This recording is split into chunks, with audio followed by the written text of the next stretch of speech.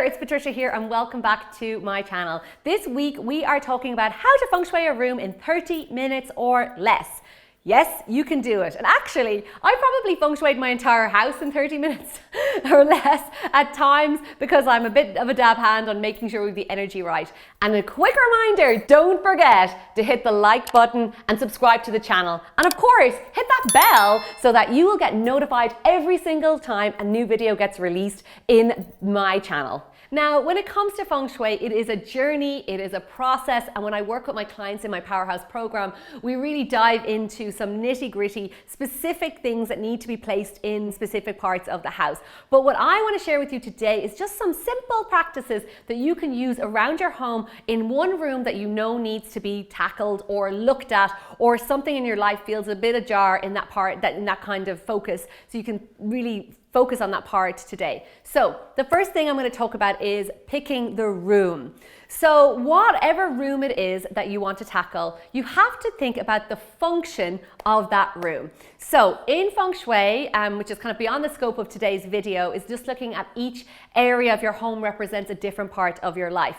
And then compounded with that is the fact that every room in your house has a function. You know, here I am in my kitchen dining room. You know, we eat here, we relax here, we cook here. So you have to decide and think about what is the function of the room that you want to feng shui. So if it's your bedroom, your office, or your living room, how is that used and what's it for? So I do have separate videos that are done on teaching you how to feng shui your bedroom, how to feng shui your office, and go check those out. And I'm sure I'll have one on the living room soon.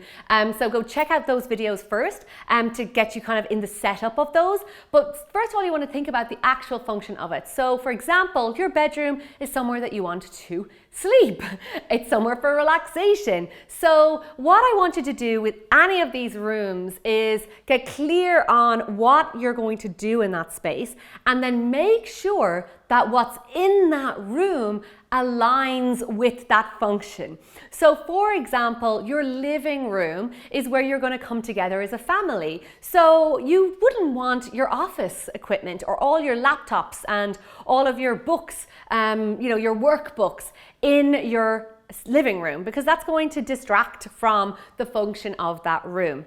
It's another story if your office is part of that, and definitely check out my office video on that to kind of create boundaries. But again, let's look at the living room. What would you have in your living room? It's going to need like chairs, comfortable, but also maybe the artwork on the walls would want to have a community, a group of people maybe in it, as opposed to like one solitary person sitting on their own. So think about what you have in that home, in that area, in that room and its function, and how does it align with what it is you want to create that space for. So the 30 minutes that you have, the first thing I want you to do with the room, when you've decided the function of the room is this, then you have to think and look with fresh eyes.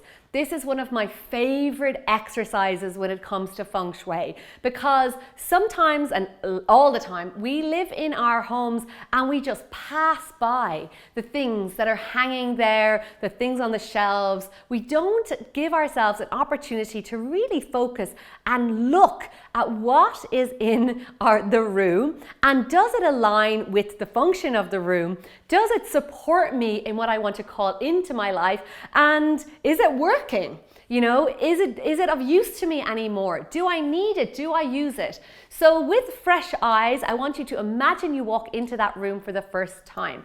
And right now I'm just thinking of my own living room, and I have a beautiful statue that I got of this people all kind of holding hands together, and I love it. And it really, for me, represents people coming together, which mirrors my intention for our living room. And it is a place that when people come to our house, we always end up sitting there in a circle, connecting and chatting. So that's a really nice thing to kind of think about it. Now, if it was your living room and you're like, what another thing you could bring in is some family photos. So you're doing the fresh eyes, you're looking at everything, and you're making sure that it is aligned with what you want. And then if it's not, or if it's broken or not working, you want to let it go. So it is time to release anything in that room or that space that is not serving you. So for example, the living room can be a place where all the old DVDs were stacked up, or loads of books and magazines get stacked up. And where things get stacked up and kind of left and not looked at, that creates stagnancy in the environment. So the environment starts to become stuck and stiff, and that's where that's not what we want in Feng Shui. We want things to flow and to move. So give yourself a chance to look at everything and just clear out, stack of magazines, maybe bring them down to half. Are you going to read them again? Are you going to use them again? And the next thing I would say to you then is to visit my space clearing video on how to release negative energy. Now that one talks about negative energy, but actually, like, any room can have some residual energy. It could be just a conversation that you were complaining about someone, or it could be just something that you got frustrated with someone in your house. So I would definitely recommend doing a little space clearing as well. And that can be done so simply. So check out my video on how to do a space clearing and remove negative energy from your home, and do that on the room. And will really start to lift the energy of the space.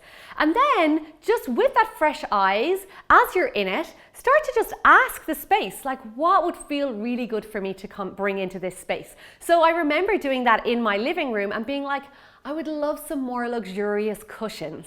Like, I really want to feel way more cozy in this space. So I got some new cushions, and the space just felt like a little bit more uplifted. So there's some simple little things that you can do to move around each room and feng shui them in like less than 30 minutes with very little effort, and change that energy very quickly. So I have an incredible guide for you that is a checklist that's going to show you room by room what exactly you can be doing to improve the flow of energy and activate feng shui in your home. This guide and checklist is usually just for my clients, so you're in luck that you'll be able to get it today as a gift from me. You can grab that guide at patricialohan.com/checklist, and that will move you through every single room to feng shui your space and get that flow of all the things that you want coming into your life.